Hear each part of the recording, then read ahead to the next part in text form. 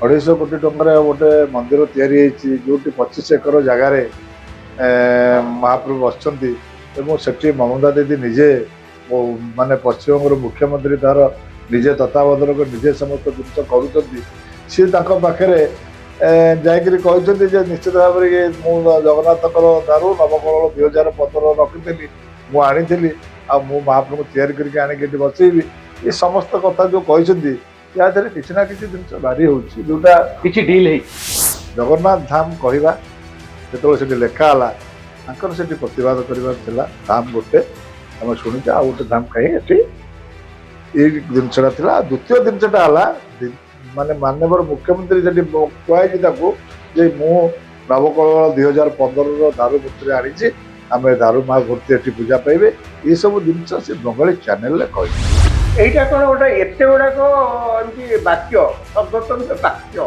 जन मुहर कौ कौ कह शुणु जो से सब जिन कहले जानी शुणी कहले ना कौ कौ कहले ना ना शुणु या आम जाचु दारू मूर्ति जाए स्लिप ऑफ टंग बोली आज ना ना से आईन मंत्री कहले स्लिप ऑफ टंग हो गला पार्टी खसी गला पार्टी गोटे शब्द खसी दुईटा शब्द खसी ना ना वाक्य एत गुड़ाक वाक्य खसी पूरा बंगला से कहउछन सेटा जहाँ भी हो आपण माने जानिथिबे से विषय अधिक आपण बेसी जानथिबे विनायक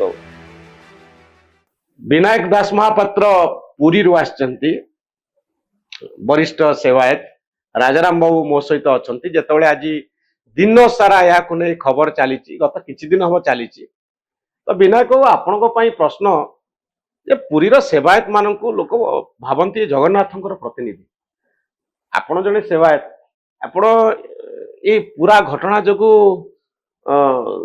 अपमानित फील करूना जे जेतिक लोकंकर विश्वास से विश्वास टाक भांगी दिया गला निश्चित भाव में कहीं ना एंटायर द्वैतापति एवं अन्य सेवायत समस्त बर्तमान जो भाव में मीडिया रे जो भाव में आलोचना पर्यालोचना जगन्नाथ को लेकर दारू को लेकर धाम को लेकर चली निश्चित भाव में आम समस्त दुखित जड़े दिजे कार्य करेंगे एंटायर समाज आमर या प्रति इधर कौन गोटे बड़ धरण टंका पैसा डील होता जो से कहले जे मु जगन्नाथंकर दारू जो काठरे तैयारी होता दारू मूर्ति से काठ मु आनी नवकलेवर समय आउ दीघारे जगन्नाथ मंदिर तैयारी कर तो ये कौन कौन जड़े दैतापति एक कथा कह मुझे स्पष्ट करने चाहे कहीं जगन्नाथ महाप्रभुकर जो दारू निर्मित दारू घर अच्छी श्रीमंदिर विश्वकर्मा विश्वावसु जो नवकलेवर आज्ञा हाँ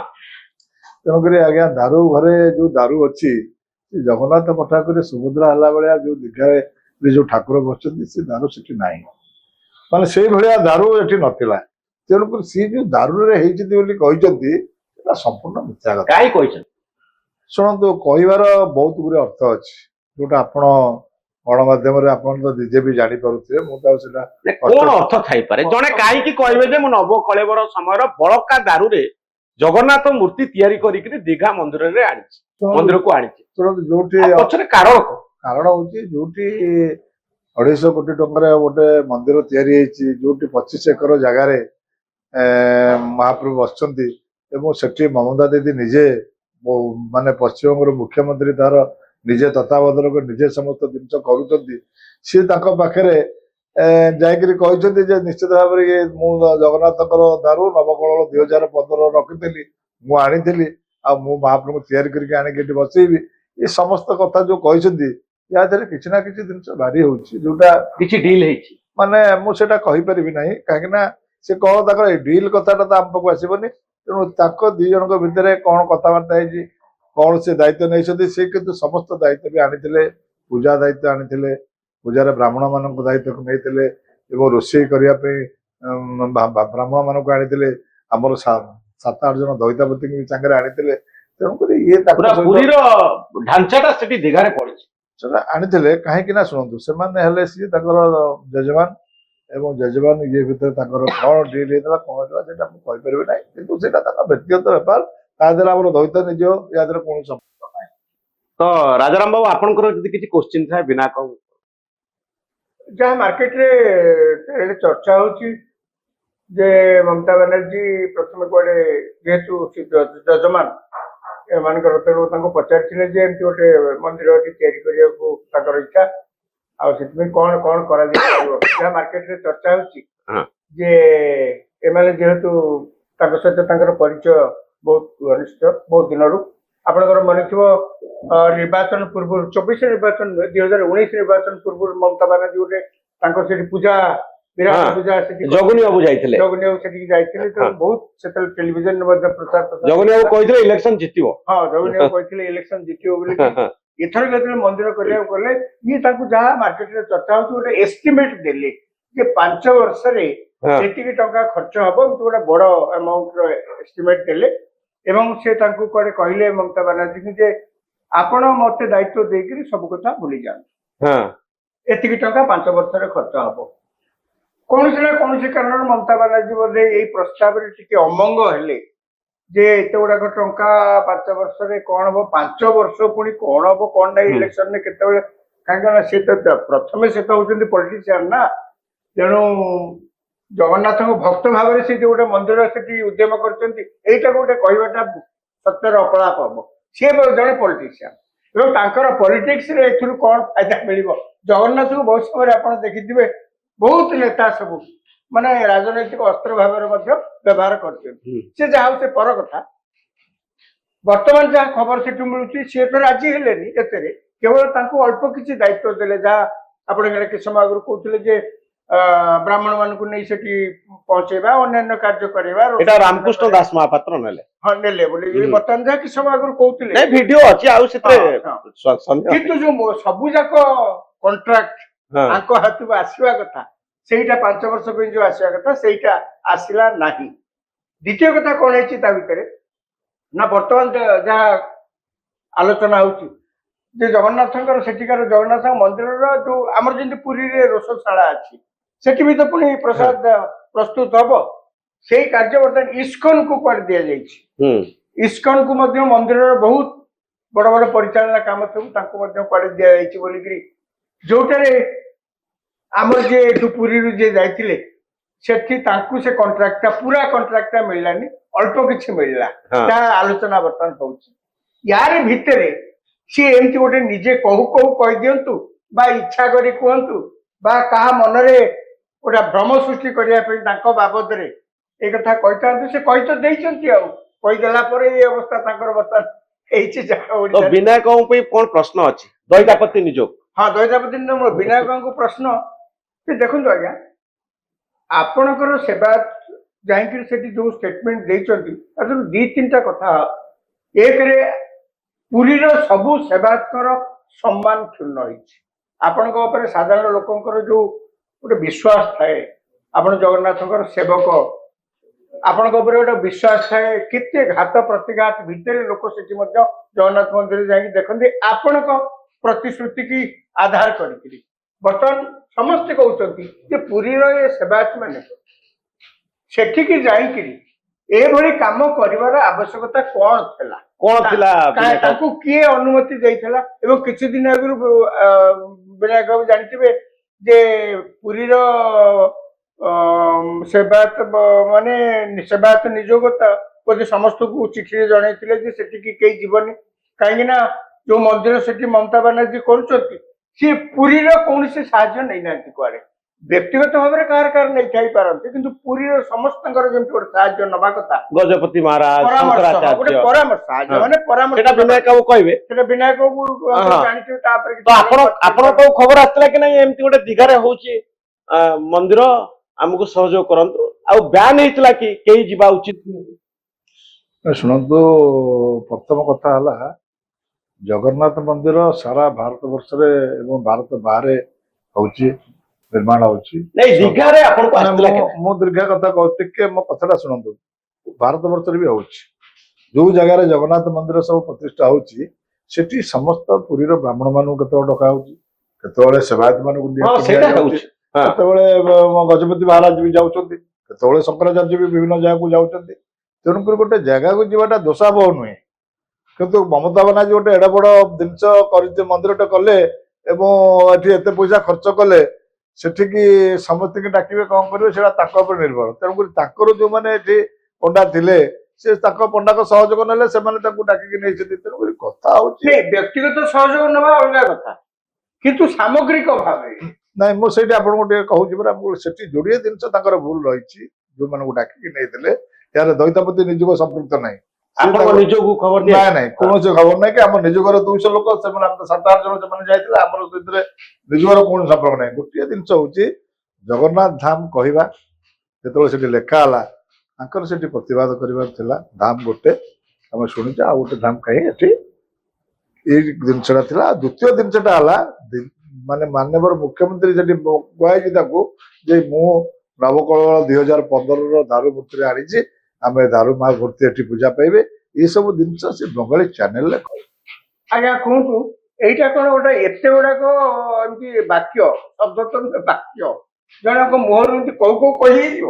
ନା ଆଜ୍ଞା, ଶୁଣନ୍ତୁ ଶୁଣନ୍ତୁ, ଯେତେବେଳେ ସେ ସବୁ ଜିନିଷ କହିଲେ ଜାଣି ଶୁଣି କହିଲେ ନା କୋଉ କୋଉ କହିଲେ? ନା ନାଇଁ, ଶୁଣନ୍ତୁ, ୟା ଦେହରେ ଆମେ ଜାଣିଛୁ ଯେ ଦାରୁ ମୂର୍ତ୍ତି ଯାଇନାହିଁ। ସ୍ଲିପ ଅଫ ଟଙ୍ଗ ବୋଲି ଆଜି ନାଇଁ ନାଇଁ, ସେଇଟା ଆଇନ ମନ୍ତ୍ରୀ କହିଛନ୍ତି, ନାଇଁ, ନାଇଁ। ତାଙ୍କର ସ୍ଲିପ ଅଫ ଟଙ୍ଗ ହେଇଗଲା, ସେ- ପାଟିରୁ ଖସିଗଲା। ଏଇଟା କଣ ପାଟିରୁ ଗୋଟେ ଶବ୍ଦ ଖସି ଯାଇପାରେ, ଦିଟା ଶବ୍ଦ ଖସି ଯାଇପାରେ, ନାଇଁ ନାଇଁ, ବାକ୍ୟ ଏତେ ଗୁଡାକ ବାକ୍ୟ ଖସିଯିବ। ନା- ପୁରା ବଙ୍ଗଳାରେ ସେ କହୁଛନ୍ତି। ନାଇଁ ନାଇଁ, ସେଇଟା ଯାହା ବି ହଉ ଆପଣ ମାନେ ଜାଣିଥିବେ ସେ ବିଷୟରେ ଟିକେ ଅଧିକ। ମୁଁ ସେ ବିଷୟରେ ଆପଣ ବେଶୀ ଜାଣିଥିବେ ବିନାୟକ ବାବୁ। ଦଇତା ନିଯୋଗ ଦଳିତ ମୁଁ ଆପଣଙ୍କୁ କହିଲି ଦଳିତ ନିଜେ ଏ ବିଷୟରେ ନା ଜାଣିଛି। ଜାଣିନା, ଆପଣ ମାନେ ଜାଣିଥିବେ ନାଇଁ, ଯେ ଶୁଣ- କୋଉ କୋଉ କହିଦେଲେ ନା ନାଇଁ ନାଇଁ, କୋଉ ନା କହିଦେଇନାହାନ୍ତି। ଜାଣି ଶୁଣି କହିଲେ। କଣ ପାଇଁ କହିଲେ ଶୁଣନ୍ତୁ, ସିଏ ଗୋଟେ ମୁଖ୍ୟମନ୍ତ୍ରୀ, କଣ ତାଙ୍କ ପାଖରେ ଆଶା ଥିବ କି କଣ ଥିବ କି କଣ ନାହିଁ ସେ ବିଷୟ ସିଏ ଜାଣିଥିବେ। ତେଣୁକରି ସିଏ ତାଙ୍କର ଜେଜେମାନ ବ୍ୟକ୍ତିଗତ ହିସାବରେ ସେ ଦାୟିତ୍ୱ ନେଇଥିଲେ, ସିଏ ବୁଝାବୁଝି ହେଇଥିବ। ତେଣୁକରି କାହିଁକି ଏକଥା କହିଲେ, ପୁଣି ପୁରୀରେ ଆସିକି ତାକୁ ମତ ବଦଳେଇଲେ। ଏଇ ଯୋଉ ଜିନିଷଟି ଘଟିଲା ସମସ୍ତଙ୍କ ମନରେ ଟିକେ ଆଘାତ ହେଇଛି। ଯୋଉମାନେ ଆମର ଜଗନ୍ନାଥ ସତରେ ପ୍ରେମୀ, ସେ ନେଇଥିଲେ କି ନାଇଁ ବଳକା ଦାରୁ? ନା ନା, ବଳକା ଦାରୁ ସେଠୁ ଯାଇନି। ଆଉ ସେଇ ଯୋଉ ଦାରୁ ସେଠି ହେଲା ଭଳିଆ ସେ ଦାରୁ ନଥିଲେ ତା ଭିତରେ। କେତେ ଦାରୁ ଅଛି ସବୁ? କାରଣ ଶୁଣ, ଦାରୁ ଆମର 1.5 ଫୁଟିଆ ଫୁଟିକିଆ ସବୁ ଛୋଟ ଛୋଟ ଗୋଲିର ଦାରୁ। ଇଏ କଣ ଆଉ ବଡ ମୂର୍ତ୍ତି ନେଇଛନ୍ତି? ଶୁଣନ୍ତୁ, ଏଇ ଯୋଉ ମୂର୍ତ୍ତି ନେଇଛନ୍ତି ସେଇଭଳିଆ ସାଇଜ ଦାରୁ ହେଲେ ତ ତାଙ୍କର ତିଆରି ହେବେ କେମିତି? ତେଣୁକରି ଆମେ ଆଜ୍ଞା ଜଗନ୍ନାଥ ମହାପ୍ରଭୁ ଯୋଉ ବସିଛନ୍ତି ତାର ସେଇ ଚଉଡା, ସେଇ ଗୋଲିର, ସେଇ ମଞ୍ଜର ଦାରୁ ଆମେ କାଢିଲେ ତ ଦିଅ ତିଆରିବୁ ନା। ସେ କଣ ଦାରୁ ସବୁ ତାଙ୍କ ଦାୟିତ୍ୱରେ ଅଛି? ନା ନା, ଦାରୁଟା ହଉଛି ଦଇତାପତି ନିଯୋଗ ଦାୟିତ୍ୱରେ ଅଛି। କାହିଁକି ନା ଦଇତାପତି ନିଯୋଗରେ ଯେତେବେଳେ ସମ୍ପାଦକ ଅଛନ୍ତି, ଖୋଲିବ କିଏ ଖୋଲିବ? ନା ନା, ସେ ସମ୍ପାଦକ କହିଲେ ଖୋଲିବ। ସେ ଯୋଉ କୋଇଲି ବୈକୁଣ୍ଠ ପାଖରେ ଗୋଟେ ଛୋଟିଆ ଘରଟି ନିଆଯାଇଛି, ତାରି ଭିତରେ ଦାରୁକୁ ଷ୍ଟକ୍ ରଖାଯାଇଛି। ଯେ ଇଏ କଣ କହିଲେ ଯଦି ଖୋଲିବା ପାଇଁ କହିଥିବେ କିଏ ଖୋଲିଦେବ? ନା, ଚାବି ପୁରା ଆଙ୍କ ହାତରେ, ଓହୋ, ଚାବି ରାମକୃଷ୍ଣ ଦାସ ମହାପାତ୍ରଙ୍କ ହାତରେ ଚାବି। ଚାବି। ସିଏ ଚାହିଁଲେ ଚାବି ଖୋଲି ହଁ, ପାରିବେ। ତେଣୁକରି ସିଏ ଶୁଣ, ଚାବି ଥିଲେ ବି ଆମେ ତ ଜାଣିଛୁ ନା ଦାରୁ ଷ୍ଟକ୍ କେତେ ରହିଛି। ତେଣୁକରି ସେଠି ଯୋଉ ଠାକୁର ବସିଛନ୍ତି, ଆପଣ କଣ ପୁରା ଦାରୁ ହିସାବ କରୁଛନ୍ତି, କେତେ ଖଣ୍ଡ ରହିଲା, କେତେ ଗୋଲେଇର ରହିଲା, କେତେ ଉଚ୍ଚତାର ରହିଲା? ଆମେ ସେଇ ଯୋଉ ଦାରୁ ମୂର୍ତ୍ତି ବସିଛନ୍ତି ସେଠି ଆମେ ଜାଣିଯିବୁ କେତେ। କାହିଁକି ନା ମହାରାଣାଙ୍କର ବିଶ୍ୱକର୍ମାଙ୍କର ଯେତେବେଳେ ମନ୍ଦିରରେ ମହାପ୍ରଭୁ ନିର୍ମାଣ ହୁଅନ୍ତି, ବିଶ୍ୱକର୍ମାଙ୍କର ଖାଲି ମନ୍ଦିର ମୂର୍ତ୍ତି ଜଷ୍ଟ ଗୋଟେ ଫାର୍ମାସି ତିଆରି ହୁଏ, କିନ୍ତୁ ମାପକାଠି ଏ ସବୁ ଆମର ସବୁ ହିସାବ କଣ ଆପଣ ନାଇଁ ରଖିଦେଲେ? ନାଇଁ, ସବୁ ହିସାବ କେତେ ଆମ ଖଣ୍ଡ ପାଖରେ। ପଡିଲା? ସେ ନାଇଁ, ଶୁଣନ୍ତୁ, ସେ ସବୁ ଜିନିଷ ଆମ ପାଖରେ ଯେ କାଗଜ ପତ୍ର, ସେ ଆକୁ ଆମେ ଦେଖିକି ଯାହା ଆପଣ କହିବୁ। ଷ୍ଟକ୍ ଟେକିଂ କରି ନାଇଁ, ଜାଣିଲେ ନାଇଁ, ଯେ ଶୁଣ, ପ୍ରକୃତରେ ଦାରୁ ଯାଇନି ବୋଲି? ନାଇଁ, ଦାରୁ ନାଇଁ, ଦାରୁ ଆପଣ ଘଟଣା ପରେ ଯୋଉ ଦାରୁ ଯୋଉ ତିଆରି ହେଇଛନ୍ତି ଯୋଉ ମୂର୍ତ୍ତିରେ, ଯୋଉ ଦାରୁ ଠାକୁର ବସିଛନ୍ତି, ସେ ଦାରୁ ଯେତିକି ଲାଗିବା କଥା ସେଇଭଳିଆ ଦାରୁ ତା ଭିତରେ ନଥିଲା। ମାନେ ଆପଣ କହିବା କଥା ଯେ ଯୋଉ ବଳକା କାଠ ସେଟା ଭିତରେ ଅଛି, ସେଥିରେ ମୂର୍ତ୍ତି ଆଉ ତିଆରି ହେଇପାରିବ ନାହିଁ। ନାଇଁ, ସେ ଏଇଭଳି ମୂର୍ତ୍ତି ଚାରିଟା ତିଆରି ଏଭଳିଆ ହେଇପାରିବ। ମୂର୍ତ୍ତି ତିଆରି ତିଆରି ହେଇପାରିବ ହେଇପାରିବ। ନାହିଁ। ସେ ଗୋଟେ ଫୁଟିକିଆ କାଠ ପ୍ରତିକାତ୍ମକ ଭାବରେ କିଛି ଲଗେଇ ଦେଇଛି। ଲଗେଇ ଦେଇଛି, ଝଡ଼ଝଡ଼ି କରିଦେଇଛି, ଝଡ଼ଝଡ଼ି କଣ କରିହବନି? ମାନେ ଆଉ ଟିକେ ଶୁଣନ୍ତୁ, ଲଗେଇ ଦେଇଥିବ, କହିଲେ କରିହବ। କଣ ହେଇଥିବ ଆମେ ଜାଣିନେ। ଶୁଣନ୍ତୁ, ତେଣୁକରି ସିଏ ପୁରା ଏଣ୍ଟାର କହିଛନ୍ତି ଯେ ଆମେ ବର୍ତ୍ତମାନ ସେ ଦାରୁ ଆଚ୍ଛା, ଧରି ନିଆଯାଉ ସେ ତା ଭିତରୁ ଛୋଟ ହଉ ବଡ ହଉ କାଠ ଆଣିଲେ ତ ତିଆରି କରିଥିବେ ଯାହା ସେ ଦାବି କଲେ। ସେ ତ ମନ୍ଦିର ଭିତରେ ସେଠି ତ କାଠ ତିଆରି କରିପାରିବେନି, ପଚାରିବେ ଏବେ କଣ ଏଇ କାଠ ଖୋଳା ହେଇକି କଣ ହଉଛି ପଚାରିବେ। ମନ୍ଦିର ଭିତରୁ ବାହାରକୁ ନେଲେ ମଧ୍ୟ କିଏ ଜଣେ ପଚାରିବେ ଆଜ୍ଞା ଆକୁ ପାଇଁ ନେଉଛନ୍ତି ବୋଲି, କେହି କିଛି ପଚାରିଲେନି। ଏଇଟା କେମିତି ହେଲା ଆଜ୍ଞା? ନା ସେ ବର୍ତ୍ତମାନ କହୁଛନ୍ତି, ଆଡମିନିଷ୍ଟ୍ରେସନ କହୁଛନ୍ତି ଯେ ନାଇଁ ନାଇଁ ସେ ନେଇନାହାନ୍ତି, ଯେ ଭୁବନେଶ୍ୱରରେ ତିଆରି କରିଛନ୍ତି, ଆଉ ଏ ମନ୍ଦିରର ଦାରୁ କିଛି କାମରେ ଲାଗେନି। ଆଉ ସିଏ ବି କହୁଛନ୍ତି ମୁଁ କୋଉ କହିଥିଲି, ପ୍ରକୃତରେ ମୁଁ ଦାରୁ ନେଇନି। ତ ବର୍ତ୍ତମାନ ନୂଆ ଆଙ୍ଗେଲ ଆସିଗଲା, ଯିଏ ନବା ଲୋକ ବର୍ତ୍ତମାନ ଓଡିଶାରେ ମନା କରୁଛନ୍ତି ନାଇଁ ମୁଁ ନେଇନି, କିନ୍ତୁ ବେଙ୍ଗଲରେ କହିଲେ ହଁ ମୁଁ ନେଇକିରି ଆସିକି କରିଛି। ଏଠି ଓଡିଶା ସରକାର କହୁଛନ୍ତି ସେ ନେଇନାହାନ୍ତି। ଓଡିଶା ସରକାର ଯିଏ ତିଆରି କଲେ, ଯିଏ ମହାରାଣା ତିଆରି କଲେ, ତାଙ୍କୁ ପଚାରିଛନ୍ତି, ସିଏ ବି କହୁଛନ୍ତି ନାଇଁ ଭୁବନେଶ୍ୱର ଦାରୁରେ ହେଇଛି, ନିମ ଗଛରେ ହେଇଛି, କାଠରେ। ସେ ଦାରୁ ଜଗନ୍ନାଥ ମନ୍ଦିରର ଦାରୁ ଆସିନି ବୋଲି କହୁଛନ୍ତି। ତ ତା ଭିତରେ ସତ କଣ, ଆମେ ଯଦି ସେଇ ସେ ମହାରାଣାଙ୍କ କଥା ଆଉ ଆମର ଆଙ୍କ କଥାକୁ ବିଶ୍ୱାସ କରିବା, ରାମକୃଷ୍ଣ ଦାସ ମହାପାତ୍ରଙ୍କ କଥାକୁ, ତାହେଲେ ହୁଏତ ଦାରୁ ଯାଇନି। କିନ୍ତୁ ତାଙ୍କର ଦୁଇଟି କଥା ଅଛି, କୋଉ କଥାଟି ଠିକ ସେଇଟା ଦେଖିବାର ଅଛି। ବର୍ତ୍ତମାନ ଯେହେତୁ ସମସ୍ତେ ତାଙ୍କ ଉପରେ ଆକ୍ରମଣ, ଆଉ ଚାବିକାଠି ବିନାୟକ ବାବୁ କହୁଛନ୍ତି ତାଙ୍କ ହାତରେ, ତେଣୁ ସିଏ କେତେ ସତ କହୁଛନ୍ତି ଯେ ମୁଁ ନେଇ ନାହିଁ, କୋଉ କହିଦେଲି, ସେଇଟା ମଧ୍ୟ ବିଚାର ସେ ଦାରୁ ସବୁ କଣ ହୁଏ ବିନାୟକ ବାବୁ? ଶୁଣନ୍ତୁ, ସେ ଦାରୁ ଜଗନ୍ନାଥ ମହାପ୍ରଭୁ ହେଲା ଭଳିଆ ସେଠି ଦାରୁ ନାହାନ୍ତି କିଛି। ଯୋଉ ଛୋଟ ଛୋଟ ସେ ଦାରୁ ସେଠି ଦାରୁ ପୂଜା ହୁଏ। ଦାରୁ ପୂଜା ସବୁଦିନ ସଦାବେଳେ। ବର୍ତ୍ତମାନ 1969 ମସିହାର ଦାରୁ ତା ଭିତରେ ଅଛି, 1977 ମସିହାର ଦାରୁ ଅଛି, 1996 ଦାରୁ ସିନା ଜଗନ୍ନାଥ ମୂର୍ତ୍ତି ହେଇପାରିଲାନି, ତା ପୂର୍ବରୁ ଯୋଉ ଦାରୁ ଥିଲା ସେଥିରେ ବି ହେଇଯାଇପାରେ। ସେ ଯୋଉ ଦାରୁ ନା, ସେ ଯୋଉ ଦାରୁ ଅଛି, ସେ ଦାରୁ ଛୋଟ ପିସ୍ ଦାରୁ, ସେ ଦାରୁ ହବନି। ସେ କଣ କେବଳ ପୂଜା ପାଇଁ ଅଛନ୍ତି? ପୂଜା ହୁଏ। ଶୁଣନ୍ତୁ, ଆମ ଘରେ ଯୋଉ ଦାରୁ ରଖିଛୁ ଆମେ ନବକଳେବର ସମୟରେ ସଦାବେଳେ ଆମର ଯୋଉ ଦାରୁ ଆସେ ଖଣ୍ଡେ ଖଣ୍ଡେ ସମସ୍ତେ ଆମେ ବାଣ୍ଟିକି ନଉ। ଆମର ଯୋଉ ଦାରୁ ଆସେ ଦିଅ ଘରେ ସବୁ ଥୁଆ ହେଇ ପୂଜା ହଉଛି। ତେଣୁକରି ଦାରୁ ସେ ଯୋଉ ମୂର୍ତ୍ତି ହେଇଛି, ସେ ମୂର୍ତ୍ତି ଆପଣ ଯୋଉଟା ହେଲେ ଆପଣ ଯୋଉ ମହାରାଣାକୁ ପଚାରିବେ ଯୋଉ ଜାଗାରେ ତିଆରି ହେଇଛି, ଆପଣ ଆଗ ସେଇ ଜାଗାରେ ପହଞ୍ଚିବେ। ଆମେ କାମ ସରିଲା ପରେ ତାଙ୍କ ପାଖରେ ଯୋଉଟା ପଡିଥିଲା ସେ ନେଇଯାଇଥିବେ। ନା ସେ ଏଡେ ବଡ ଦାରୁ ନୁହଁ, ସେ ନେବେ କୁଆଡେ? ଓ ତାକୁ ନେଇକି ଗୋଟେ ପ୍ରତୀକାତ୍ମକ ଭାବରେ ସେମିତି ଘର ଏଇନେ ଘର ଖୋଜିଲେ ତାଙ୍କ ଦାରୁ ନାହିଁ କି? ମୋ ଘର ଖୋଜିବେ ମୋର ଦାରୁ ନାହିଁ କି? ଦଇତାପତିଙ୍କର ଯାହା ଘରେ ଦେଖିବେ କହିବେ ଦାରୁ ଥିବ। ମାନେ ନବକଳେବର ଦାରୁ କହିଲି ଆପଣଙ୍କର ଜଗନ୍ନାଥଙ୍କର ସମସ୍ତ ଜିନିଷ ଯାହା ତିଆରି ଆମ ଘରେ ସବୁ ଅଛି। ଆଉ କାହା ଘରେ ଆଉ କାହା କିଛି ନଥିବ। ଆଉ ଚାବି ଖୋଲିବା କଣ ଦରକାର? ଆଚ୍ଛା, ଆଉ ଗୋଟିଏ ଏଇ ପୁରା ଘଟଣାରେ ଆପଣ ବେଶୀ କହିପାରିବେ ଯେ ଜଗନ୍ନାଥ ଧାମ କହିଲେ ଓଡିଶାର ପୁରୀ କି ଯୋଉ ଜାଗାରେ ମନ୍ଦିର ଅଛି, 1200 ଶତାବ୍ଦୀର ମନ୍ଦିର ଯୋଉଠି ଅଛି, ଜଗନ୍ନାଥ ଧାମ କହିଲେ ଆମେ ସମସ୍ତେ ପୃଥିବୀ ସାରା ଲୋକ ସେଇ ଜାଗାକୁ ବୁଝୁ।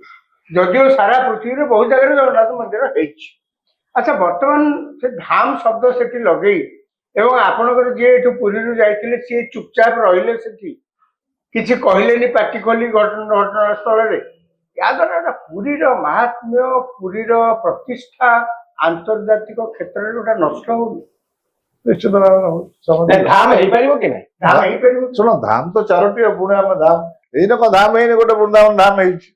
ଏଇଟା ଗୁଡେ ଧାମ ଆମର ଏମାନେ କରୁଛନ୍ତି, କଣ ସେଇଟା ଯୋଉ ଇସ୍କନ ବାଲା ବିଭିନ୍ନ ଧାମ କରୁଛନ୍ତି, ନା ଦଉଛନ୍ତି ଧାମ। ତେଣୁକରି କିଏ କାହାକୁ ଏଠି ଗୋଟେ ଏଭଳିଆ ଗୋଟେ ଦାରୁ ବର୍ଷକୁ ଆଣିକିରି ଜିନିଷଟା ପହଞ୍ଚେଇ ଦେଲେ, ଧାମକୁ ନେଇ ପହଞ୍ଚେଇ ଦେଲେ, ଇଏ ଗୋଟେ ବିରାଟ ଇସ୍ୟୁ ହେଇଗଲା। ଇସ୍ୟୁ ହେଇକିରି ଗୋଟେ ଅସୁବିଧା ବେଳେ ଯୋଉଟେ ମିଛ କଥା କହିଲେ, ସେଠି ଗୋଟେ କଥା କହିଲେ, ଏଠି ଗୋଟେ କଥା କହିଲେ, ୟାର ଆବଶ୍ୟକତା ନଥିଲା। ଆପଣଙ୍କର ଦଇତାପତି ନିଯୋଗ କଣ ଷ୍ଟାଣ୍ଡ ନଉଛି? ଶୁଣ, ଦଇତାପତି ନିଯୋଗ ବର୍ତ୍ତମାନ ଯେତେବେଳେ ତଦନ୍ତ ଚାଲିଛି ଏବଂ ତାଙ୍କ ଉପରେ କାର୍ଯ୍ୟାନୁଷ୍ଠାନ ହବା ପାଇଁ ଯଦି ସନ୍ତୋଷଜନକ ଉତ୍ତର 7 ଦିନ ଭିତରେ ନଦେବେ, ସେଥିପାଇଁ ମୁଖ୍ୟ ପ୍ରଶାସକ ତାଙ୍କୁ ଚିଠି କରିଛନ୍ତି, ଆପଣ ଟିକେ ଅପେକ୍ଷା କରନ୍ତୁ ତଦନ୍ତକୁ।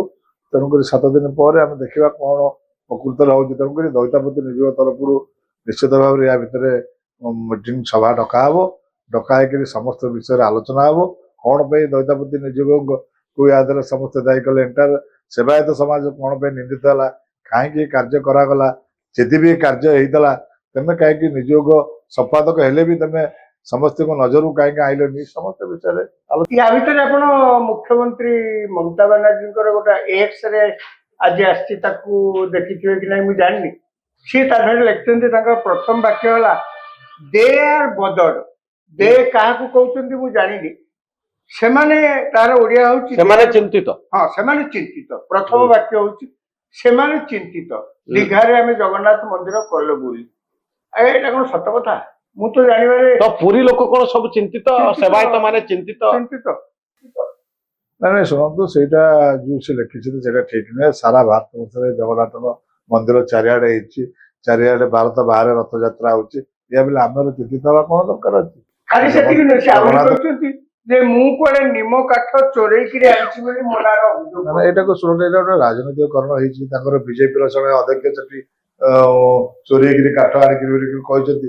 ତେଣୁକରି ଗୋଟେ ଏଭଳି ପରିସ୍ଥିତିକୁ କରିଦିଆଗଲା ଯେ ଗୋଟେ ମାନେ ରାଜନୈତିକ ବାତାବରଣକୁ ପହିଲାଣି, ବିଭିନ୍ନ ରାଜନୈତିକ ଦଳ ଆକୁ ଇସ୍ୟୁ କଲେଣି। ତେଣୁକରି ଏସବୁ ଜିନିଷଟା ଠିକ ନୁହେଁ, କାହିଁକିନା ତାଙ୍କର ୱେଷ୍ଟବେଙ୍ଗଲରେ ବର୍ତ୍ତମାନ ନିର୍ବାଚନ ବର୍ଷେ ଅଛି, ତାଙ୍କର ସେଠି ତାକୁ ଧରିକି ରାଜନୀତି କଲେଣି, ତେଣୁକରି ଏସବୁ ଜିନିଷଟା ଠିକ। ଆହୁରି କହିଛନ୍ତି ଯେ ଆମେ ଏଠି ଯୋଉ ମୂର୍ତ୍ତି ତିଆରି କରୁଛୁ ସେଟା ମାର୍ବଲରେ ତିଆରି କରୁଛୁ। ହୁଁ ମାର୍ବଲ ଶବ୍ଦ ବି ଲେଖିଛୁ। ମାର୍ବଲ ପଥରରେ ତିଆରି ହେଇଛି। ନାଇଁ ଯାହା ହଉ ସେ ତ ମାର୍ବଲ ଲେଖିଛନ୍ତି ନା, ମାର୍ବଲରେ ଆମେ ତିଆରି କରୁଛୁ। ମୁଁ ଶୁଣିଲି ସେ କହିଲେ, ମୁଁ ଜାଣିବାକୁ ପାଇଲି ଯେ ଦଇତାପତି ଯୋଉମାନଙ୍କୁ ଯାହାକୁ ସବୁ ଆମେ ଡାକିଥିଲୁ ତାଙ୍କୁ ମଧ୍ୟ ପ୍ରଶ୍ନ କରାହଉଛି ଯେ କୋଉଠୁ ତୁମେ କାଠ ଆଣିଲ, ଏବଂ ତାଙ୍କୁ କୁଆଡେ ପ୍ରଶ୍ନ କରାହଉଛି। ମାନେ କଣ ପ୍ରଶ୍ନ କେହି କରନ୍ତିନି? ଯଦି ତାଙ୍କର କହିବା ଅନୁସାରେ କଲିକତାରେ କଣ ସେଠାକାର ଚ୍ୟାନେଲକୁ ଯୋଉ ଇଣ୍ଟରଭ୍ୟୁରେ କହିଛନ୍ତି ଯେ ମୁଁ ନବକଳେବରରେ ବ୍ୟବହୃତ ହେଉଥିବା କାଠ ବଳକା କାଠରୁ ମୂର୍ତ୍ତି ତିଆରି କରି ଏଇଠିକି ଆଣିଛି, ଆଉ ମମତା ବାନାର୍ଜୀ ଲେଖୁଛନ୍ତି ତାଙ୍କୁ ପ୍ରଶ୍ନ କରୁଛନ୍ତି। ଆପଣ ପ୍ରଶ୍ନ କରନ୍ତୁନି? ଏ କାଠର ମାଲିକ ବଳିଲା ଯାହା ତ ଜଗନ୍ନାଥ ନିଜେ, ଆଉ ଯଦି ସିଏ ନିଜେ କହୁଛନ୍ତି ଯେ ମୁଁ ଏଉଠୁ ନେଇକିରି କରିଛି, ସେ ସତ ହଉ ମିଛ ହଉ ପରେ ଜଣା ପଡିବ, କିନ୍ତୁ ତାଙ୍କୁ କଣ କେହି ପ୍ରଶ୍ନ କରିବେନି? କାହିଁକି ସେ ଏକଥା ଉଠଉଛନ୍ତି ମମତା ବାନାର୍ଜୀ? ତାହେଲେ ଏସବୁ ଜିନିଷଟି ଯୋଉମାନେ କରିଛନ୍ତି ପ୍ରକୃତରେ ଭୁଲ ଜିନିଷ କରିଛନ୍ତି। ସେଠି ମିଥ୍ୟା କଥା ଯୋଉ କହିଛନ୍ତି ଦାରୁ ଦିଅ ବୋଲି କହିବାଟା ତାଙ୍କର ସେଇଟା ଉଚିତ ହେଇନାହିଁ, ଏବଂ ଏଇସବୁ ଜିନିଷଟା ଯୋଉ ହେଲା ଏବଂ ସମସ୍ତେ ଏହା ଦ୍ୱାରା ନିନ୍ଦିତ ଅପମାନିତ ଆମେ ସମସ୍ତେ। ସେ ଆହୁରି ଲେଖିଛନ୍ତି ଯେ ଜନସାଧାରଣ ଏଇଠିକି ନ ଆସିବା ପାଇଁ ସମସ୍ତଙ୍କୁ କୁହାଯାଇଛି। ଆଜ୍ଞା କୋଉଠି କିଏ କହିଛି କାହାକୁ ଓଡ଼ିଶାରେ? ଆଜ୍ଞା କହିଲେ ଖାଲି ସେତିକି ନୁହେଁ, ସେ ଶେଷ ବାକ୍ୟରେ ଲେଖିଛନ୍ତି why are they so affected by this? ଏଇଠି ଆମର ମନ୍ଦିର ହେଲା ବୋଲି ସେମାନେ ଏଭଳି ଭାବରେ କାହିଁକି ଅଛନ୍ତି? ସେମାନେ ବୋଲେ ମତେ ଲାଗୁଛି ବିଜେପି କୁ ଟାର୍ଗେଟ କରୁଛନ୍ତି। ସେ କହୁଛନ୍ତି ଯେ ବିଜେପି କାହିଁକି ଏତେ ଚିନ୍ତିତ ହଉଛି। ମତେ ଲାଗୁଛି ଜଣା ପଡୁନି ଯେ ମମତା ବାନାର୍ଜୀ ଗୋଟେ ୟାକୁ ରାଜନୈତିକ ଅସ୍ତ୍ର ଭାବେ ବ୍ୟବହାର କରୁଛନ୍ତି। ନିଶ୍ଚିତ ଭାବରେ ହିନ୍ଦୁତ୍ୱ ପଲିଟିକ୍ସ ବହୁତ ଜୋରରେ ଚାଲିଛି ବେଙ୍ଗଲ। ଆଜ୍ଞା ଜଗନ୍ନାଥଙ୍କୁ କଣ ଗୋଟେ ରାଜନୈତିକ ଅସ୍ତ୍ର କରାଯାଇପାରେ? ସେଇଟା ଠିକ ନୁହେଁ, କିନ୍ତୁ ତାକୁ କରିଦିଆଯାଉଛି। ବର୍ତ୍ତମାନ ଯୋଉ ଅବସ୍ଥା ୱେଷ୍ଟବେଙ୍ଗଲର ଯୋଉ ଅବସ୍ଥା, ସେଠି ବର୍ତ୍ତମାନ ବିଜେପି ଏବଂ ତୃଣମୂଳ କଂଗ୍ରେସ ଯୋଉଭଳି ଭାବରେ ସେଠି ନିର୍ବାଚନକୁ ଯାଇ ଛକାପଞ୍ଚା ଚାଲିଛି, ସେଠି ବର୍ତ୍ତମାନ ଆକୁ ଗୋଟେ ଅସ୍ତ୍ର ମିଳିଛି। ଅସ୍ତ୍ର ବର୍ତ୍ତମାନ ଚଲେଇ ସେଠି ବିଭିନ୍ନ ପ୍ରକାର ଆନ୍ଦୋଳନ ପ୍ରଥା ଆଣିକି କଥା ଗଲାଣି। ଗୁରେ କଥା ଆସିଥିଲା, ଟ୍ୱିଟ୍ କରିକି ଲୋକ ପଠେଇଥିଲେ ଯେ ବର୍ତ୍ତମାନ ପୁରୀ ମନ୍ଦିରକୁ ଏଥର ଆମେ କେହି ଯିବାନି, ଏମିତି ଗୁରେ ଜିନିଷ ଶୁଣିବାକୁ ମିଳୁଛି। ତେଣୁକରି ଏସବୁ ଜିନିଷ ଠିକ ନୁହେଁ। ଜଗନ୍ନାଥଙ୍କୁ ନେଇକିରି ରାଜନୀତି କରିବା ଏବଂ ଆମେ ରାଜନୈତିକ ଦଳକୁ ଏତିକି ଅନୁରୋଧ କରିବା ଯେ ବର୍ତ୍ତମାନ ଜଗନ୍ନାଥଙ୍କୁ ନେଇକି କୌଣସି ରାଜନୀତିକରଣ କରାନଯାଉ, ଏବଂ ଯାହା ସବୁ ଘଟି ଯାଇଛି ତାକୁ ତ ତଦନ୍ତ ସାପେକ୍ଷ ସବେ ହେଇଛି। ଯୋଉମାନେ ଏଇ ଦେହରେ ନିଶ୍ଚିତ ଭାବରେ ଦୋଷୀ ହେବେ ନିଶ୍ଚିତ ଦଣ୍ଡ ପାଇବେ ବୋଲି ଆମେ ସେ ଆଶା। ବିନାୟକ ବାବୁ, ଆପଣଙ୍କୁ ଏମିତି ଡକରା ଆସିଛି କି ନାଇଁ? ଆପଣଙ୍କର ଶିଷ୍ୟ କିଏ ମୁଖ୍ୟମନ୍ତ୍ରୀ ଅଛନ୍ତି? ନାଇଁ, ମୋର କେହି ମୁଖ୍ୟମନ୍ତ୍ରୀ ଶିଷ୍ୟ ନାହାନ୍ତି। ଆମେ ଯୋଉମାନେ ଅଛନ୍ତି ଗରିବ ଅଛନ୍ତି, ଯୋଉ ଗରିବ ଭକ୍ତ ହେଇଛନ୍ତି, ଆମେ କୌଣସି ନେତା କଣ ଆପଣଙ୍କର ନାହାନ୍ତି? ଶିଷ୍ୟ ନାଇଁ ଆଜ୍ଞା, ଯାହାକୁ ରାମକୃଷ୍ଣ ଦାସ ମହାପାତ୍ର କହୁଛନ୍ତି, ସେଇଭଳିଆ ଶିଷ୍ୟ ଆମର କେହି ସେମିତି ନାହାନ୍ତି। ଆମର ଯୋଉ ଗରିବ ଦୁଃଖିଆ ଅଛନ୍ତି, ଯେତେବେଳେ ଯିଏ କହେ ଗରିବ ଦୁଃଖିଆ ମାନେ ବଡ ଲୋକମାନେ କେବଳ ଖାଲି ଜଗନ୍ନାଥଙ୍କ ଖାଲି ଧନୀକର, ଗରିବଙ୍କର ନୁହଁ। ତ ଗରିବ ଲୋକମାନେ ବାଛି ବାଛିକି ଆପଣଙ୍କୁ ଆଉ ସେମାନେ ସବୁ ମୁଖ୍ୟମନ୍ତ୍ରୀ ମାନଙ୍କର ଗୁରୁ ବନନ୍ତି? ଏଇଟା କଣ ସମ୍ଭବ? ଆପଣଙ୍କର ବି ଗୁରୁଟିଏ ଥିବେ, ପଇସା ବାଲା ଲୋକ। ପଇସା ବାଲା ଲୋକ ଆମେ ଏତେ ଆଶା ମାନେ ଉଚ୍ଚ ଆଶା ଆମର ସେତେ ନାହିଁ। ଏବଂ ଏଇ ଯୋଉମାନେ ଏଇଭଳି ଉଚ୍ଚ ଆଶା ବେଙ୍ଗଲୀ ମାନେ ଅଛନ୍ତି କି ନାଇଁ? ଆପଣ ଅଛନ୍ତି ଯେ ସେମିତି ଏଇଭଳିଆ ମାନେ ବହୁତ ବିରାଟ ଧନୀ ଫନୀର ଶ୍ରେଣୀର ଲୋକ ଆମ ପାଖରେ ନାହାନ୍ତି।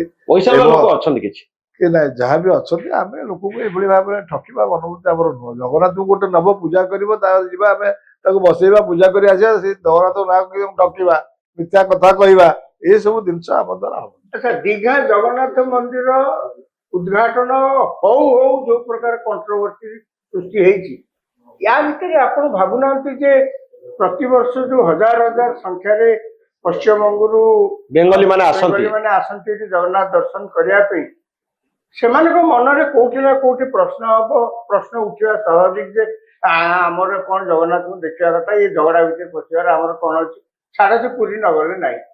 ଆପଣ ଭାବୁନାହାନ୍ତି ଆମେ ଏଇଠି ଦିଘାରେ କାମ ଚଳେଇଦବା, ଜଗନ୍ନାଥ ତ ସବୁଠି ଅଛନ୍ତି। ମୁଁ ଆଜ୍ଞା ଏଇ 2-3 ଦିନ ତଳେ କିଛି ବେଙ୍ଗଲୀଙ୍କର ଇଣ୍ଟରଭ୍ୟୁ ନିଆଯାଉଥିଲା, ଗୋଟେ ଗଣମାଧ୍ୟମ ପୁରୀରେ ନଉଥିଲା, ମୁଁ ସେଠି ଥିଲି। ସେମାନେ ସିଧା କହିଲେ ଦୀଘା ଆମର ବୁଲିବା ଜାଗା, ଆମେ ସେଠି ଜଗନ୍ନାଥ ମୂଳ ପୀଠ ହେଲେ ଇଏ କାହିଁକିନା ଆପଣ ଏତିକି ଜାଣିଥାନ୍ତୁ ୱେଷ୍ଟବେଙ୍ଗଲ ପଶ୍ଚିମବଙ୍ଗ ଯୋଉଠି ସ୍ୱୟଂ ଆମର ଚୈତନ୍ୟ ମହାପ୍ରଭୁ ଏଠି 22 ବର୍ଷ ଆସି ଥିଲେ ଏବଂ ଜଗନ୍ନାଥଙ୍କର ପ୍ରାୟ ଭକ୍ତ ମାନେ ପଶ୍ଚିମବଙ୍ଗବାସୀ ଯେତେ ଜଗନ୍ନାଥଙ୍କ ପ୍ରତି ତାଙ୍କର ଭକ୍ତି ଭାବ ଅଛି ନିଶ୍ଚିତ ଭାବରେ ସେଇଟା ଏଣ୍ଟାୟାର ୱେଷ୍ଟବେଙ୍ଗଲଟା ଜଗନ୍ନାଥଙ୍କ ଭକ୍ତି ଭାବରେ ସମସ୍ତେ ପରିପୂର୍ଣ୍ଣ ଜଗନ୍ନାଥଙ୍କ କଥା କହିଲା ମାନେ ସେ ଲମ୍ବନ ବହିକି ଆପଣ ଜଗନ୍ନାଥ ପୁରୀରୁ ଯାଇଛନ୍ତି ମାନେ କୋଉ ଜଗନ୍ନାଥ ପୁରୀର ପୁରୀ ଜଗନ୍ନାଥ ନା ଜଗନ୍ନାଥ। ଦୀଘା ନାଇଁ ଜଗନ୍ନାଥ? ଦୀଘାର ଜଗନ୍ନାଥ ଜଗନ୍ନାଥ ଏମିତି ଆପଣ ସବୁ ଜାଗାରେ ବସିଛନ୍ତି ଆପଣ ଖାଲି ଦୀଘା କଥାଠୁ କାହିଁ କହୁଛନ୍ତି କଲିକତା ଭିତରେ କଣ ଜଗନ୍ନାଥ ନାହାନ୍ତି ଦିଲ୍ଲୀରେ ବି ଜଗନ୍ନାଥ ମନ୍ଦିର ସବୁଠି ଜଗନ୍ନାଥ ଅଛନ୍ତି ଆଜ୍ଞା ଆପଣ ପୁରୀ ଲୋକ ହିସାବରେ ଯଦି କଲିକତାରେ ଯାଇ ପହଞ୍ଚି ଯାଇଛନ୍ତି ପୁରୀରୁ ଆଇଛି ବୋଲି କହିଲେ ଆପଣଙ୍କୁ ଆଗ ସାଙ୍ଗୁ ସାଙ୍ଗୁ ଶସ୍ତାରେ ପାଣି ମାନେ ମୁଣ୍ଡିଆ ମାରି ହାତ ଯୋଡି ଯାଅ ଜଗନ୍ନାଥ ଧାମ ପୁରୀରୁ ଆଇଛନ୍ତି ତେଣୁକରି ତ କଣ ସବୁ ଟ୍ରିଟମେଣ୍ଟ ମିଳେ ବିନାୟକ ବାବୁ ପୁରୀରେ ଆପଣ? ନାଇଁ, ଶୁଣନ୍ତୁ ପୁରୀ ନାଇଁ ଆପଣ ଶୁଣ ମୁଁ କଣ କଲି ଆପଣ ଗଲେ ଆପଣଙ୍କୁ ଗୋଟେ ନାଇଁ ନାଇଁ, ଆପଣ ସେବାୟତ ଦଇତାପତି ଆମେ ଶୁଣ ତ- ଆମେ ଗଲେ ଶୁଣ ଆମକୁ ଆଉ ଗଲେ ପଣ୍ଡା ହିସାବରେ ଆମକୁ ଟିକେ ସମ୍ମାନ ଦିଅନ୍ତି ଏବଂ ଭଲ ଭାବରେ ଦେଖାଶୁଣା କରନ୍ତି ଭଲ ଜାଗାରେ ରଖିବା ପାଇଁ ବ୍ୟବସ୍ଥା କରନ୍ତି ଏବଂ ଆମର ଯାହା ମାନେ ଖାଦ୍ୟପେୟ ଆମେ ଯାହା କହୁ ସେ ବ୍ୟବସ୍ଥା ବି ତାକୁ କରନ୍ତି ଗଲା ବେଳକୁ କିଛି ଦକ୍ଷିଣା ଦେଇକି ଆମକୁ କେତେ ଦକ୍ଷିଣା ମିଳେ ଆକ୍ଚୁଆଲି? ଦକ୍ଷିଣା ସେମିତି କିଛି ନାହିଁ ଶୁଣ ସେମାନଙ୍କର ସେମାନେ ତାଙ୍କର ସବୁ ବଡ ବଡ ଜାତିରେ ଅଛନ୍ତି କାହାର କିଏ ରେଳ ଡବା ତିଆରୁଛି କିଏ ରେଳ କାରଖାନା କରୁଛି କିଏ ଉଡାଜାହାଜ ପାର୍ଟ ବନଉଛି ଆଜ୍ଞା ସିଏ କଣ 100 ଟଙ୍କା 500 ଟଙ୍କା ଦକ୍ଷିଣା ଦେବେ କେତେ ଦିଅନ୍ତି? ସେମାନେ ଟିକେ ନିଶ୍ଚିତ ଅଧିକା ଦେବେ ଆମେ ଆଜ୍ଞା ଗରିବ ଦୁଃଖୀ କିଏ ଗଲା 51 ଦେଲା କି 100 ଦେଲା କି 200 ଦେଲା ଆପଣ ଆଉ 51-100 ଅଛନ୍ତି ବିନାୟକ ବାବୁ? ନାଇଁ ଆମେ ସେଇଥିରେ ଅଛୁ ଆଜ୍ଞା ନା ଆମେ ସେମାନେ ଯଦି କୋଟିରେ ଯାଉଛନ୍ତି ଆପଣ ତ ଲକ୍ଷରେ ଥିବେ। ନାଇଁ ନାଇଁ ଆମେ ଆଜ୍ଞା ଏତେ ଇଏରେ ପହଞ୍ଚିନୁ ସେ ଦକ୍ଷିଣା ଆମାଉଣ୍ଟ ବେଙ୍ଗଲୀ ମାନେ କେତେ ଦିଅନ୍ତି? ନାଇଁ, ଓଡିଶାରେ ଭାରି ଚର୍ଚ୍ଚା ହଉଛି ନାଇଁ, ଯେ ନାଇଁ, ଆମ ସେବାୟତ ମାନେ ଯାଉଛନ୍ତି ଦଇତାପତି ମାନେ ଯାଉଛନ୍ତି କେତେ ପଇସା ସବୁ ନେଇକି ନାଇଁ, ଆସୁଛନ୍ତି ନାଇଁ, ମମତା ନାଇଁ, ବାନାର୍ଜୀ ଶୁଣନ୍ତୁ, ପାଖରେ।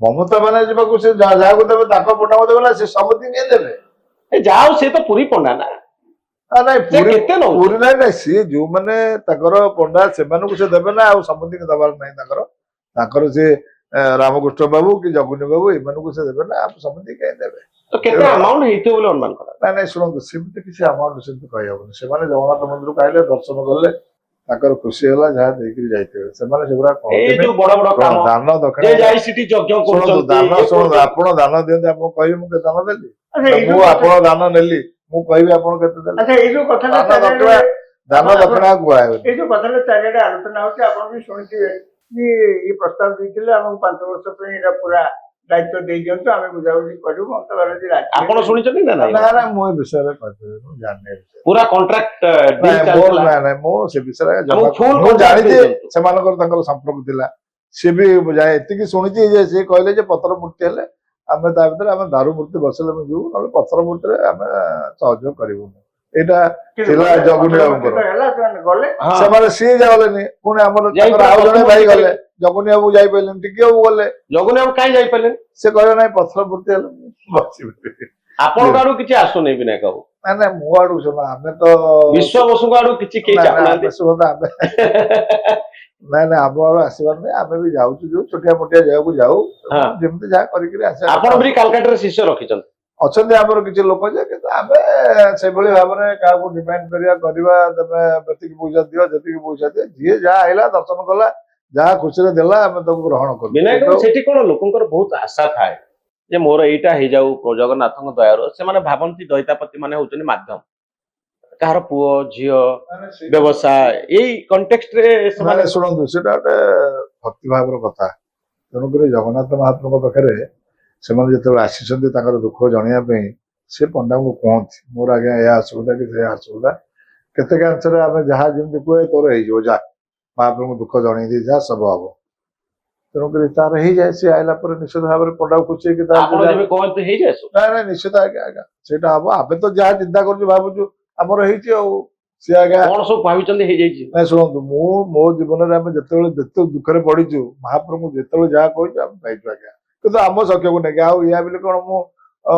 ବିରାଟ କୋଟିପତି ହେବା ପାଇଁ ଚିନ୍ତା କରିବି ଏସବୁ ଏଗୁରା ସ୍ୱପ୍ନ ଦେଖିବା ଠିକ ନୁହେଁ ଆମେ ଗୋଟେ ଖାଇ ପିଇକିରି ସଂସାର ଚଳିବୁ ଦେହ ବୈରାଗ କେମିତି ସୁଖରେ ରହିବୁ ଆରାମ ରହିବୁ ଆମ କଥା ହେଇଥିଲି ମହାପ୍ରଭୁ ଯେତେବେଳେ ଗୋଟେ ବିରାଟ ବିପଦ ଦୁଃଖ ଆସିଛି ଯେତେବେଳେ ମହାପ୍ରଭୁଙ୍କୁ ଯୋଡ଼ିକି ଜଣେଇଛୁ ମହାପ୍ରଭୁ ଆମ କଥା ଶୁଣିଛନ୍ତି ଆମ କଥା ନୁହଁ ସାରା ସଂସାର ସମସ୍ତଙ୍କ ଦୁଃଖ ଶୁଣୁଛନ୍ତି କାହାର ଅଳ୍ପ କାହାର କମ ଶୁଣୁଛନ୍ତି କିନ୍ତୁ ଯାହା ବି ହେଲେ ଆମେ ଯେତେବେଳେ ଯାହା ମୋର ବ୍ୟକ୍ତିଗତ ଅନୁଭୂତି ମୁଁ ଯେତେବେଳେ ଆପଣ କହୁଛନ୍ତି ଜଗନ୍ନାଥଙ୍କ ପ୍ରତି ଲୋକଙ୍କର ଯେତେବେଳେ ଏତେ ଭକ୍ତି ଭାବନା ଅଛି, ଖାଲି ଏଇଠି ନାହିଁ ଭାରତ ବାହାରେ ମଧ୍ୟ ଅଛି, ସେମାନେ ସବୁ ସେଠି ଯେତେବେଳେ ଆସନ୍ତି ଜଗନ୍ନାଥଙ୍କ ଦର୍ଶନ କରିବା ପାଇଁ, ମନ୍ଦିର ଭିତରେ ଏ ଅବ୍ୟବସ୍ଥା କଣ ପାଇଁ? ମୁଁ ମୋ ବ୍ୟକ୍ତିଗତ ଅଭିଜ୍ଞତା କହୁଛି, ମୁଁ ବୋଧେ ଆଉ ଭିତରେ 3-4 ଥର 2 ଥର ଖଣ୍ଡେ ସେଠିକି ଗଲିଣି ଜଗନ୍ନାଥଙ୍କ ଦର୍ଶନ ପାଇଁ। ସମସ୍ତଙ୍କୁ ପଚାରିଛି, ସେ ବି କହିଛନ୍ତି, ମୁଁ ବି ନିଜେ ସେଠି ଅନୁଭବ କଲି। ଆଜ୍ଞା ଜଗନ୍ନାଥଙ୍କୁ ବଡ କଷ୍ଟରେ ତାଙ୍କ ଆଖିଟା ଯଦି ଆଖିରେ ପଡିଗଲା ବହୁତ ହେଇଗଲା। ତିନି ମୂର୍ତ୍ତି ଆପଣ ଦେଖିପାରିବେ, କୋଉଠି 3 ମୂର୍ତ୍ତି ଆପଣ ଦେଖିପାରିବେ? ଅଧା ଦେଖିବେ ଜଗନ୍ନାଥ, ଆପଣ ଦେଖିବେ, ଫାଳେ ଦେଖିବେ। ଆପଣ ବିନାୟକ ବାବୁଙ୍କର ସାହାଯ୍ୟ ନିଅନ୍ତୁ। ଆଉ ସେଠି ଆପଣ ବର୍ତ୍ତିକିରି ଯଦି ସେ ଭିଡରୁ ବାହାରିକିରି ଆସିଲେ ଆପଣଙ୍କର ବଡ କଥା। ଶୁଣନ୍ତୁ ଏ ଅବ୍ୟବସ୍ଥା କଣ? ଶୁଣ, ଦର୍ଶନ ବ୍ୟବସ୍ଥାରେ ପ୍ରତ୍ୟେକ ଦିନ ଲୋକଙ୍କର ସଂଖ୍ୟା ବଢୁଛି, ଦର୍ଶନର ସଂଖ୍ୟା ବଢୁଛି। ଆଉ ଜଗନ୍ନାଥ ମହାପ୍ରଭୁଙ୍କର ଯାହା ରୀତିନୀତି ରହୁଛି, ଆଉ ସିଏ ପୁଣି ଏଭଳିଆ ପରିସ୍ଥିତି ହେଲାଣି, କାହିଁକି ନା ଆମର ଏଇନା ଗୋଟେ ଭିତର କାଠ ଦର୍ଶନ ଚାଲିଛି। ଯଦି କାହାର ଗୋଟେ ରକ୍ତ ପଡିଗଲା, କିଏ ଟିକେ ବାନ୍ତିଟେ କରିଦେଲା, ଦିଅ ଯଦି ମାର୍ଚ୍ଚ ନେଲେ 2 ଘଣ୍ଟା ପୁଣି ବନ୍ଦ। ନାଇଁ ଆପଣ କଣ ଭାବୁଛନ୍ତି ପୁରୀ ଟେମ୍ପୁଲ ତିରୁପତି ଟେମ୍ପୁଲ ଆପଣଙ୍କର ଏଠି ଅଧିକା ଲୋକ ଆସୁଛନ୍ତି? ବୈଷ୍ଣବ ଦେବତା ଅଧିକା ତିରୁପତି ଟେମ୍ପୁଲ ଜଗନ୍ନାଥ ମନ୍ଦିର ଆକାଶ ପାତାଳ ତଫାତ। ଭାରତ ବର୍ଷ ଭିତରେ ପୃଥିବୀରେ ଯେତେ ମନ୍ଦିର ଅଛି, ଏଠି ଯାହା ନୀତିକାନ୍ତି ଅଛି କୋଉ ଜାଗାରେ ନାହିଁ। ସେଠି ଗୋଟେ ଥର ଦୁଆର ଖୋଲା ହେଲା, ଦର୍ଶନ ଚାଲିଲା, ବୁଝିପାରିଲେ? ଏଠା ଜିନିଷଟା ଆଜ୍ଞା ସମ୍ପୂର୍ଣ୍ଣ ଅଲଗା। ଆପଣ ତ ଜଣେ ଓଡିଆ ଲୋକ, ଆପଣ କଣ ଜାଣିନାହାନ୍ତି ଜଗନ୍ନାଥ ମହାପ୍ରଭୁଙ୍କ ନୀତିଗତି କଣ? ଏଠି ମହାପ୍ରଭୁଙ୍କର ଯାହା ନୀତିଗତି ସାରା ସଂସାରରେ ତାକୁ ନୀତିକି ନେଇକିରି ଜଗନ୍ନାଥଙ୍କ ମହାପ୍ରଭୁଙ୍କ ପାଖରେ ସମସ୍ତଙ୍କର ଭକ୍ତି ଭାବ। ଶୁଣନ୍ତୁ, ଭିଡ ହବାଟା ନିତାନ୍ତ ମାନେ ଭିଡ ହବା ପାଇଁ ଗୋଟେ କଥା, ଗୋଟେ ସାଧାରଣ ଶୁଣନ୍ତୁ ନାହାନ୍ତି, ଗୋଟେ ସାହାଣ ମେଲା ଆମର ଚାଲୁଥିଲା, ଗୋଟେ ସାହାଣ ମେଲା ଦର୍ଶନ ହଉଥିଲା ମୋର ଗୋଟେ ଗର୍ଭଗୃହରେ। ତାକୁ ଆମେ କରିଥିଲୁ ଆଜ୍ଞା? ଜଗନ୍ନାଥ ମହାପ୍ରଭୁ ଯେବେଠୁ ବସିଛନ୍ତି ସେ ସମୟରୁ ସାହାଣ ମେଲା ବୋଲି ଗୋଟେ ଦର୍ଶନ ଚାଲୁଥିଲା। ଯୋଉ ସାହାଣ ମେଲା ଦର୍ଶନ ଫ୍ରିରେ ପବ୍ଲିକ ଦେଖିକି ଯିବେ, ମହାପ୍ରଭୁଙ୍କର ସିଂହାସନ ନିକଟତର ହେଇକିରି। ସିଏ 1 ଘଣ୍ଟା ହୁଏ, 50,000 ରୁ 60,000 ଲୋକ ଦେଖିକି ଯାଆନ୍ତି। ସନ୍ଧ୍ୟାବେଳକୁ ଭିଡ ନଥାଏ। ସେ ଦର୍ଶନକୁ ସମ୍ପୂର୍ଣ୍ଣ ବନ୍ଦ କରିଦିଆଗଲା। ଆପଣ ମାନେ ଦାବି କରୁନାହାନ୍ତି କାହିଁକି ବନ୍ଦ କଲେ? ଶୁଣନ୍ତୁ, କିଛି ପ୍ରଶାସନିକ ଅଧିକାରୀ ମାନେ ଯୋଉମାନେ ବଡ ବଡ ଦାୟିତ୍ୱରେ ଏଠି ରହୁଛନ୍ତି ଏବଂ ଯୋଉମାନେ ଏଠି ସରକାର ଚଲାଉଛନ୍ତି, ଏଇ ଜିନିଷକୁ ସେଇମାନେ ବନ୍ଦ କରୁଛନ୍ତି। ନବଯୌବନ ଦର୍ଶନ ଭିତରେ ବନ୍ଦ, ରଥ ଉପରକୁ ଲୋକ ବନ୍ଦ, ଏସବୁ ଜିନିଷ କଣ ଆମେ କରିଥିଲୁ? ଏଇନେ ମହାପାପ ଲାଗିଲା, ଗଜପତି କହିଲେ। ଏଇନେ ଶଙ୍କରାଚାର୍ଯ୍ୟ କହୁଛନ୍ତି ମହାପାପ ଲାଗିଲା 2013ରେ। ତା ପୂର୍ବରୁ କଣ ରଥଯାତ୍ରା ହଉନଥିଲା? ଲୋକ ତା ଉପରକୁ ଯାଉନଥିଲେ? ସବୁ ଜିନିଷକୁ ବନ୍ଦ କରିଥିଲେ। ଲୋକ ତା ଉପରକୁ ଗଲେ କଣ ଅସୁବିଧା ହେଇଗଲା? ଶୃଙ୍ଖଳିତ ଭାବରେ ଯିବେ। ସେ ବହୁତ ଡିବେଟ ହେଇଛି, ବହୁତ କଥା କହିଛି, ତଥାପି ଶୁଣିନାହାନ୍ତି, ତାକୁ ବନ୍ଦ କଲେ, ହାଇକୋର୍ଟକୁ ଧରିକିରି କହିକିରି ବନ୍ଦ କରିଦେଲେ। ତେଣୁକରି ଶୁଣନ୍ତୁ, ବର୍ତ୍ତମାନ ଦର୍ଶନକୁ ଏଇ ଅବସ୍ଥା ଆଣିକି କରିସାରିଲେଣି। ବର୍ତ୍ତମାନ ଆପଣ ଦେଖିବେ ଧାଡି ବର୍ତ୍ତମାନ 8 ନଳା ପର୍ଯ୍ୟନ୍ତ ଯିବ, ଲୋକ ଖରାରେ ଛିଡା ହେଇଥିବେ। ତେଣୁକରି ପ୍ରଶାସନିକ ଅଧିକାରୀ ମାନଙ୍କର ଏଇ ସବୁ ଦାୟିତ୍ୱ। ଆଉ ଦେଖିବେ ଆଜ୍ଞା, ବଡ ବଡ ଭିଆଇପିଙ୍କ ଗାଡି, ଏବେ ଯୋଉ ବିଜେପିର ସବୁ ବଡ ବଡ ଫଙ୍କସନ ହେଲା, ତାଙ୍କ ଗାଡି ଆସିକି ଅରୁଣ ସ୍ତମ୍ଭ ପାଖେ ଲାଗିଲା। ଅରୁଣ ସ୍ତମ୍ଭ ପାଖରେ ଶହ ଶହ ଗାଡି ଲାଗିଲା। ସବୁ ମୁଖ୍ୟମନ୍ତ୍ରୀ ଯୋଉ କଣ ହେଇଥିଲା, ସେଟା କାହାର ଗୋଟେ ଦଶ ହେଇଥିଲା, କାହାର ଗୋଟେ ପିତ୍ରା ଚାଲି ଯାଇଥିଲେ, ତାଙ୍କର ଦଶ ହେଇଥିଲା। ତାଙ୍କ ଗାଡି ସବୁ ଆସିକିରି ଅରୁଣ ସ୍ତମ୍ଭ ପାଖରେ, ଶହ ଶହ ଗାଡି। ତେଣୁକରି ଏଇଭଳି ଭାବରେ ପରିସ୍ଥିତି, ସାଧାରଣ ଲୋକଟିଏ ଯାଇପାରୁନି। ଭକ୍ତ ପାଖରେ, ଜଗନ୍ନାଥଙ୍କ ପାଖରେ ସମସ୍ତେ ଆମେ ଭକ୍ତ। ଆପଣଙ୍କ ଦୃଷ୍ଟିକୁ ଆଣିକିରି ଏଠିକି କଥାଟା ଉଠେଇବାର କାରଣ ଅଛି। ଆଜ୍ଞା ଶୁଣନ୍ତୁ, 21ଶ ଶତାବ୍ଦୀର ଯିଏ ଜଗନ୍ନାଥଙ୍କ ଭକ୍ତ, ସିଏ 1400 ଶତାବ୍ଦୀର ଭକ୍ତଙ୍କ ସହିତ ଆପଣ ତାକୁ ତୁଳନା କରିପାରିବେନି। ସମୟ ବଦଳି ଯାଇଛି। ଲୋକେ ଚାହାନ୍ତି ଖୁସିରେ ଯାଇ ଠାକୁରଙ୍କ ପାଖରେ 1 ମିନିଟ ହେଲେ ବି ପୁରା ଦର୍ଶନ କରିକି 30 ସେକେଣ୍ଡ ଟାଇମ, 30 ସେକେଣ୍ଡରେ ଶାନ୍ତିରେ 30 ସେକେଣ୍ଡରେ ଦର୍ଶନ ସମ୍ଭବ ନୁହଁ, 10 ସେକେଣ୍ଡରେ ବି ସମ୍ଭବ ନୁହଁ। ଏମିତି ଲାଗି ରହିଲେ ଆପଣ ତାକୁ ଯାହା ପ୍ରଶାସନିକ ଅଧିକାରୀଙ୍କ ଦୋଷ କୁହନ୍ତୁ, ସରକାରଙ୍କ ଦୋଷ। ମୁଁ ତ ରାତି 12ଟାରେ ଗଲି, ହେଇପାରିଲାନି। ଆପଣ ଭାବିଲେ କେହି ଲୋକ ପରିବାର ନେଇ, ଏ ତ ଜଣଙ୍କର କଥା ନୁହେଁ, ଆପଣଙ୍କ ସାଙ୍ଗରେ ଯଦି ଆପଣଙ୍କ ଘରର ମହିଳା ମାନେ କିଏ ଅଛନ୍ତି, ପୁଅ ଝିଅ ଆପଣଙ୍କର ଅଛନ୍ତି, ଛୋଟ ପିଲା ଅଛନ୍ତି, ଆପଣ ଆହୁରି ସେଠି ଅବ୍ୟବସ୍ଥା ହୋଇଛି। ଆପଣ ପୋଲିସ ପ୍ରୋଟେକ୍ସନ ନେଲେ ବି ଧକ୍କା, ପୋଲିସ ପ୍ରୋଟେକ୍ସନ ନେଲେ ସୁପର ଭିଆଇପି ହେଲେ, ସୁପର ଭିଆଇପି ହେଲେ କଣ ନାଇଁ କଣ ହବ ଆମେ ଜାଣିନୁ। ଆଉ ନର୍ମାଲ ଏମିତି ହେଲେ କଣ ହବ କି, ଲୋକ ଯିଏ ଥରେ ଆସୁଛନ୍ତି ଆଉ ଦ୍ୱିତୀୟ ଥର ଆସିବାକୁ ମନ ବଳେଇବେନି। ନାଇଁ, ଧର୍ମ ଭାବନା ରାଜାରାମ ବାବୁ ଏତେ ଆମର ତୀବ୍ର। ହଁ, ଆମେ ଯେତେ ଧକ୍କା ଖାଇଲେ ବି ଯିବୁ, କିନ୍ତୁ ଗୋଟେ ସଭ୍ୟ ରାଷ୍ଟ୍ରର କର୍ତ୍ତବ୍ୟ ହଉଛି ଦର୍ଶନଟାକୁ ଭଲ ଭାବରେ କରେଇବା। ଅନ୍ତତଃ ଆପଣ ତ ଏତେ ସବୁ ଡିଲ୍ ଫିଲ୍ ହଉଛି ବିନାୟକ ବାବୁ, ଯେ ଜଗନ୍ନାଥଙ୍କ ଦାରୁ କୁ ଯାଇକରି ଦିଘାରେ ହେଲାଣି ଆପଣ ଆଉ କୋଟି କୋଟି ନେତୃତ୍ୱ କାହିଁ ନଉନାହାନ୍ତି କିନ୍ତୁ ଆର ଶୃଙ୍ଖଳିତ ଦର୍ଶନ ଏଇଟା ଦାବି ହବା ଦରକାର। ନେତୃତ୍ୱ କାହିଁକି ନଉନାହାନ୍ତି ଆ ଉପରେ ମୂଳ କଥା ଉପରେ କେହି ଆଲୋଚନା କିଏ ଆଲୋଚନା କରୁନାହାନ୍ତି କରୁନାହାନ୍ତି? କିନ୍ତୁ ଶୃଙ୍ଖଳିତ ସେ ଦର୍ଶନ ଜଗନ୍ନାଥ ମନ୍ଦିରକୁ ଆମେ ଯିବୁ ଆମେ ଆରାମରେ 10 ସେକେଣ୍ଡ ଦେଖିକିରି ଆସିବୁ ବାସ୍।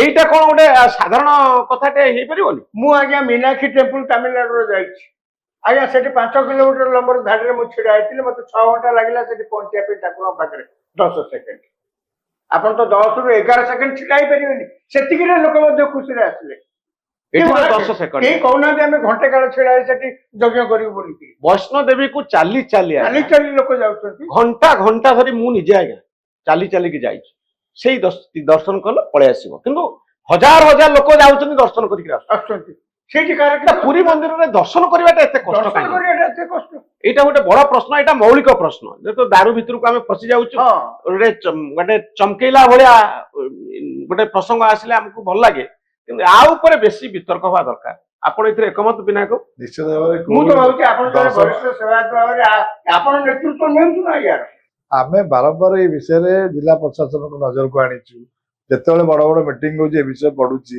ତଥାପି ଯାହାକୁ ସେୟା କୌଣସି କର୍ଣ୍ଣପାତ କେହି କରୁନାହାନ୍ତି ଏତେ ଏତେ ବଡ ବୁଦ୍ଧିମାନ ବ୍ୟକ୍ତି ସବୁ ଦାୟିତ୍ୱରେ ରହୁଛନ୍ତି ଆମେ ଆଶା କରିବା ଯେ ଏ କ୍ଷେତ୍ରରେ ଗୋଟେ ଠୋସ୍ କଦମ ସେମାନେ ଠୋସ୍ ପଦକ୍ଷେପ ନେବେ ବହୁତ ଧନ୍ୟବାଦ ବିନାୟକ ବାବୁ ରାଜାରାମ ବାବୁ